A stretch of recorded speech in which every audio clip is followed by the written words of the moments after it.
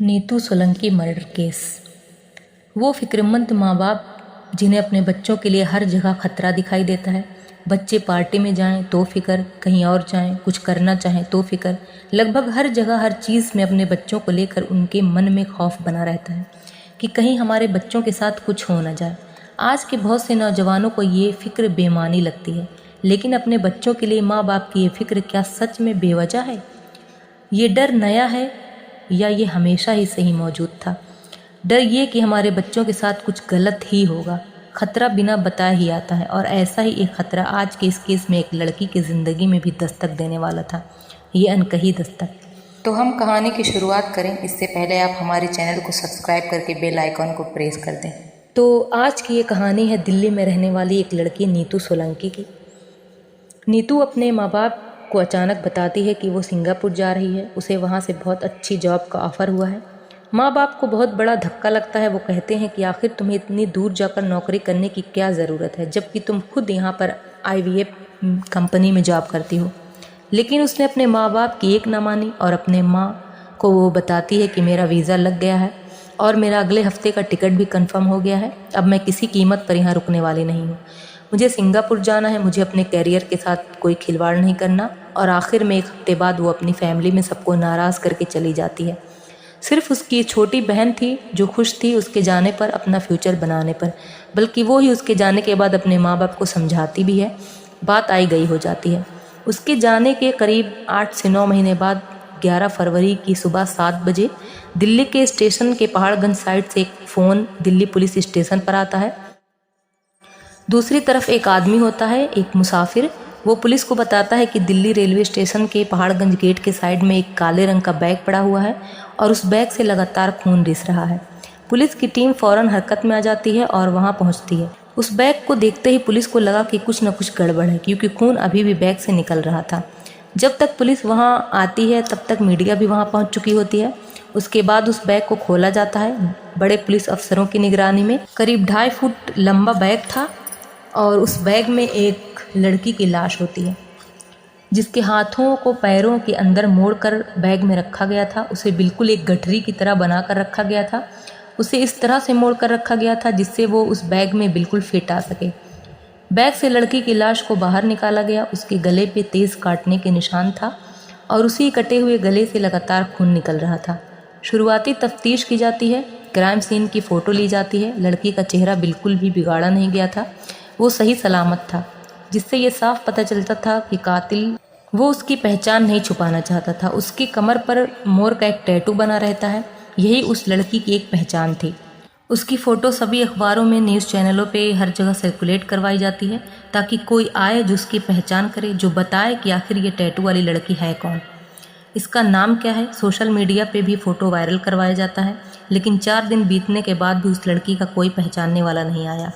मुर्दा घर में बॉडी रखी गई थी। हैरत की बात ये थी कि आखिर कोई सामने क्यों नहीं आ रहा, जबकि उस लड़की का चेहरा साफ पता चल रहा है और उसकी सारी डिटेल भी बताई जा रही है।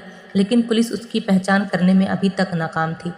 पुलिस वाले ये अनुमान लगाते हैं कि शायद उस लड़की का कोई रिलेटिव ही ना हो, या वो लड़की इस इलाके की हो ही ना, बल्कि वो कहीं दूर दराज की हो जहाँ तक ये न्यूज़ पहुँची ही ना पाई हो।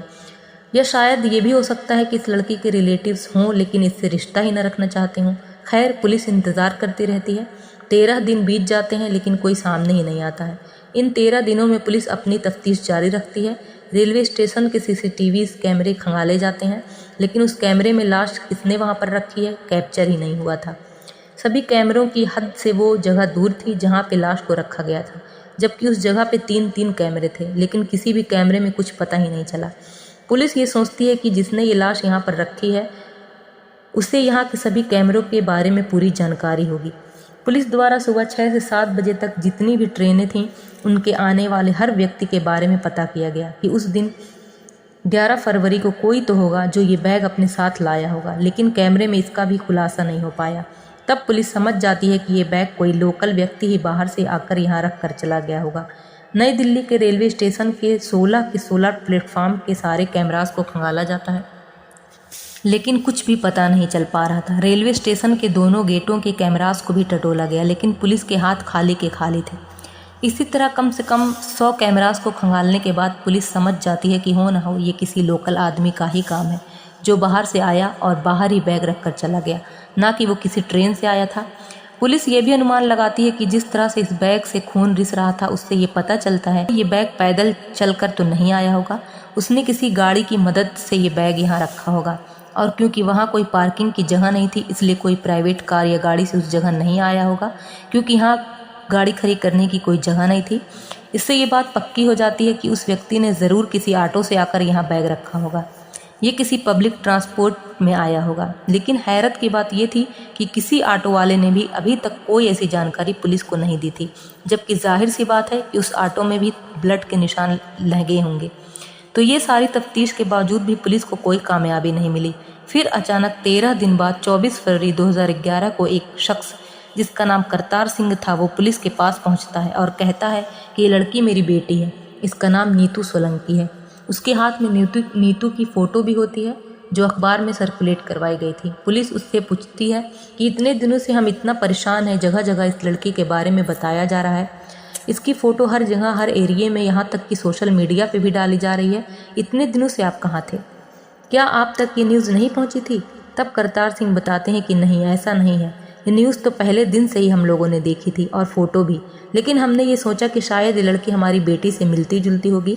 हमें यकीन ही नहीं हो रहा था, और यकीन न करने की सबसे बड़ी वजह मेरी ये है कि मेरी बेटी तो सिंगापुर में है और 10 फरवरी रात ही उसने चैट किया था।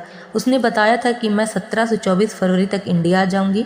करतार सिंह कहते हैं कि उसी रात हमारे नीतू से बात हुई थी और सुबह सुबह ये लाश मिली थी, तो टाइमिंग कुछ मैच नहीं हो पा रही थी।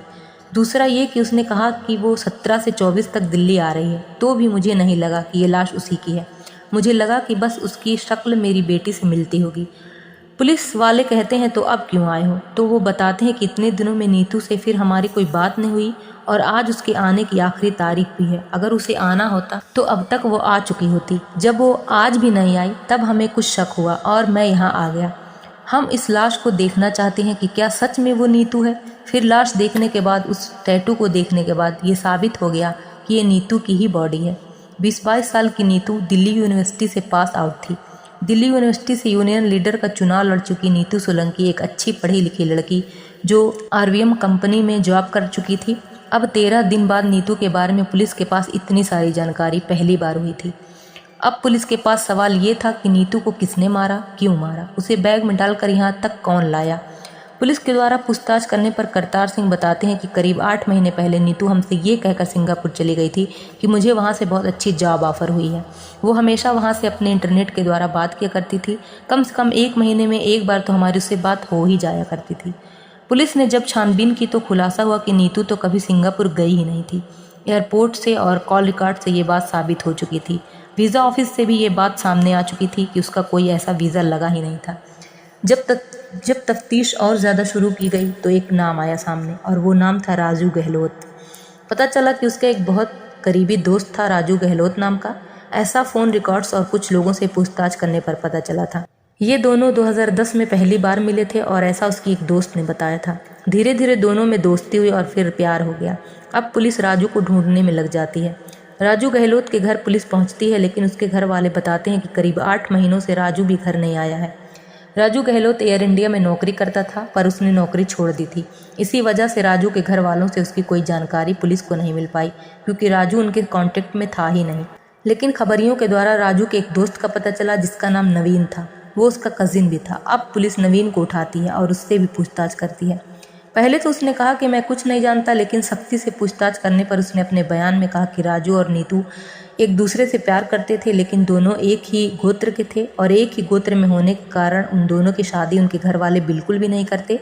इसलिए वे दोनों अपनी अपनी नौकरी छोड़कर एक साथ रहने का फैसला करते हैं और पूरी प्लानिंग के तहत वे दोनों अपने अपने पेरेंट्स को झूठ बोलकर घर से चले जाते हैं। ये दोनों सीधा बेंगलोर जाते हैं। वे दोनों करीब 6 महीने तक बेंगलोर में ही रहते हैं, क्योंकि दोनों ने इससे पहले अच्छी नौकरियां की थीं। इनके पास पैसे तो थे ही, सेविंग्स भी थी। उसके बाद वे दोनों गोवा जाते हैं, लेकिन अब उनके पैसे ख़त्म होने लगे थे और उन दोनों के बीच की दूरियां बढ़ने लगी थीं। उन दोनों के बीच झगड़े होने लगे पैसों को लेकर।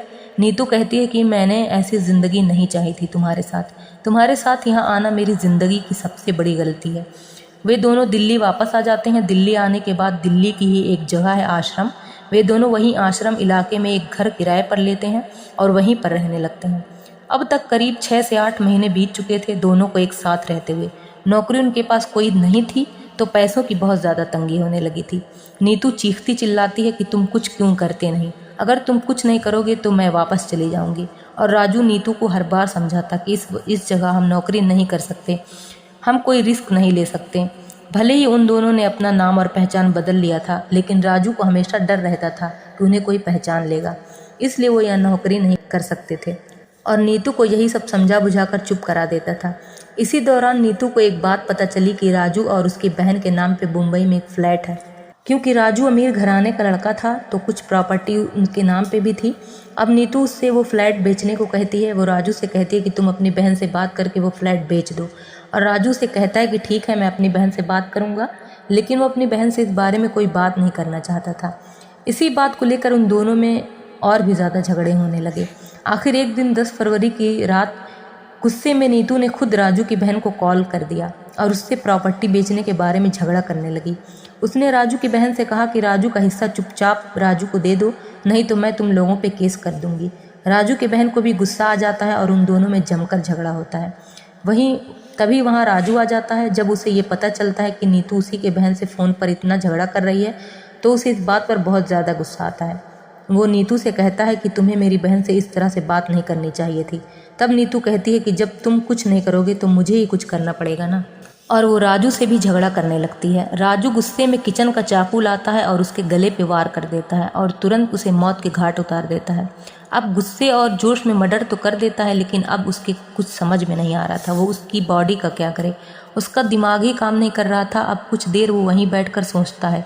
तब उसे अपने दोस्त नवीन का ख्याल आता है। वो अपने दोस्त को फ़ोन लगाता है और कहता है कि तुरंत जहाँ मैं तुमसे कह रहा हूँ वहाँ अपनी गाड़ी लेकर आ जाओ। उसका दोस्त उसकी घबराहट भरी आवाज़ सुनकर समझ जाता है कि वो परेशान है। वो कहता है कि क्या हुआ है। तब वो सब बात नवीन को बताता है और कहता है कि मेरे हाथों नीतू का मर्डर हो गया है।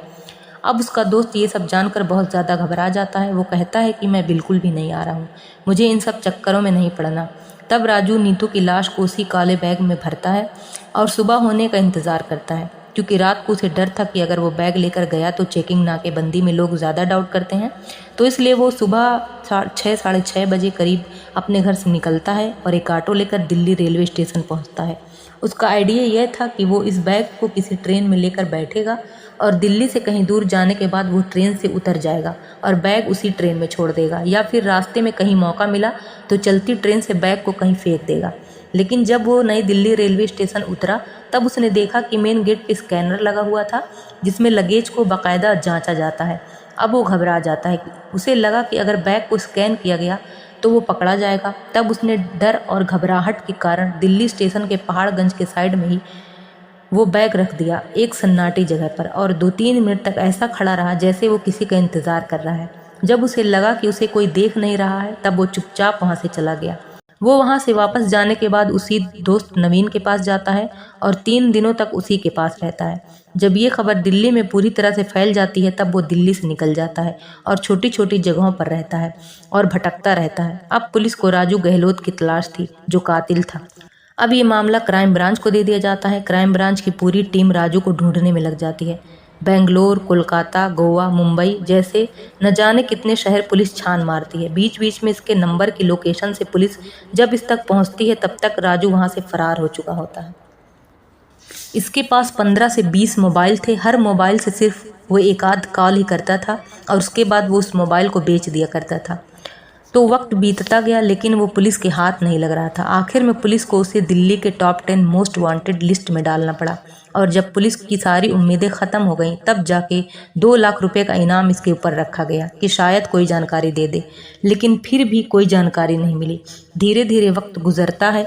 2011 से 2019 आ जाता है, पुलिस को कोई जानकारी नहीं मिली। अचानक एक दिन राजू गहलोत के घर पर एक फ़ोन आता है और राजू गहलोत 8 साल बाद पहली बार अपने घर पे फ़ोन करता है और अपनी माँ से कहता है कि मैं मर रहा हूँ, मेरे पास वक्त नहीं, मुझसे एक बार मिल लो। मैं इस वक्त गुरुग्राम के पारस हॉस्पिटल में हूँ। क्योंकि पुलिस लगातार उसके घर पे नज़र रखे हुए थी और फ़ोन भी टैप किया जा रहा था तो पुलिस को भी इसकी जानकारी हो जाती है। 8 साल के बाद बेटे का फ़ोन घर पर आता है जाहिर सी बात है घर वाले राजू से मिलने के लिए तड़प जाते हैं। वे सब तुरंत राजू की बताई हुई जगह पर पहुंचते हैं। पारस हॉस्पिटल में उसने जहां बताया था वो वहीं पर मिलता है। राजू की फैमिली को डॉक्टर द्वारा पता चलता है कि राजू बस अब कुछ पलों का ही मेहमान है। उसके लीवर और किडनी दोनों खराब हो चुके थे। जब वो हॉस्पिटल में गया था तब डॉक्टरों ने पहले ही मना कर दिया था। जब उसे मालूम हो गया कि उसके बचने की कोई उम्मीद नहीं है तब वो अपने घर वालों से संपर्क करने की ख्वाहिश जताता है। दरअसल इतने दिनों के दौरान वो अपना नाम और हुलिया बदल कर रह रहा था। किसी को भी जहां वो नौकरी करता था नहीं मालूम था कि उसका असली नाम राजू गहलोत है। उसने वहां सबको यही बताया था कि उसके माँ बाप नहीं हैं, वो मर चुके हैं। जब उसके बॉस और कलीग्स को ये पता चला कि इतने दिनों से उसने अपनी पहचान हम लोगों से छिपाई तो उन्हें बहुत हैरत हुई थी। उन्हीं लोगों ने उसे हॉस्पिटल में एडमिट भी करवाया था और अब राजू के परिवार वालों को देखकर वे सब अचंभित थे। अपने परिवार वालों से मिलने के बाद राजू की मौत हो गई और अगले दिन उसका अंतिम संस्कार कर दिया गया। इन सभी बातों की जानकारी दिल्ली पुलिस को भी हो चुकी थी। पुलिस पहुंचती है लेकिन राजू गहलोत जिंदा पुलिस के हाथ नहीं लगा, उसकी मौत हो चुकी थी। तो इस मर्डर के 8 साल बाद भी पुलिस राजू को गिरफ्तार नहीं कर सकी। अपने पूरे जीवन भर राजू गहलोत पुलिस को छकाता रहा लेकिन उसके हाथ नहीं लगा। इसके बाद पुलिस को सारी कहानी जब पता चली, राजू गहलोत दिल्ली पुलिस के रडार से 10 किलोमीटर की दूरी पर ही रह रहा था और पुलिस को इसकी भनक तक नहीं थी। पुलिस ने उसे कहाँ कहाँ नहीं ढूंढा था, लेकिन वो पिछले 8 सालों से यहीं दिल्ली में ही गुरुग्राम में था। बाद में पुलिस को पता चला कि राजू ने गुरुग्राम में अपना नाम बदलकर रोहन दहिया रख लिया था। उसने रोहन दहिया के नाम पर बाकायदा आधार कार्ड बनवाए, पैन कार्ड बनवाया, ड्राइविंग लाइसेंस बनवाया, सब कुछ बनवाया और फर्जी डिग्रियों और कुछ अपनी डिग्रियों के साथ वो वहाँ सुपरवाइज़र की नौकरी भी कर रहा था। उसी कंपनी के हेल्थ इंश्योरेंस के बेनिफिट्स के आधार पर वो उससे पारस हॉस्पिटल में एडमिट करवाया गया था, लेकिन बीमारी ऐसी थी कि बचना मुश्किल था। उस कंपनी के मालिक ने बताया कि उसने हमें कुछ भी कभी नहीं बताया अपने बारे में। आखिरी वक्त में उसने मुझसे बस इतना ही कहा था कि मैंने नीतू को मार दिया था और जब से उसे मारा था मैं भी कभी जी नहीं पाया। दरअसल ये कत्ल करने के बाद वो नीतू को बहुत याद किया करता था और इसी वजह से वो बहुत ज़्यादा शराब भी पीने लगा था, जिसके कारण उसकी किडनी और लीवर दोनों ही बुरी तरह से डैमेज हो चुके थे। इस कहानी से ये बात साबित हो गई कि ये सब फर्जी डॉक्यूमेंट्स बनाने और ये सब करने में कितनी आसानी है। वो दिल्ली पुलिस को इसी वजह से 8 साल तक चकमा दे सका, क्योंकि उसके पास सारे फर्जी डॉक्यूमेंट्स थे।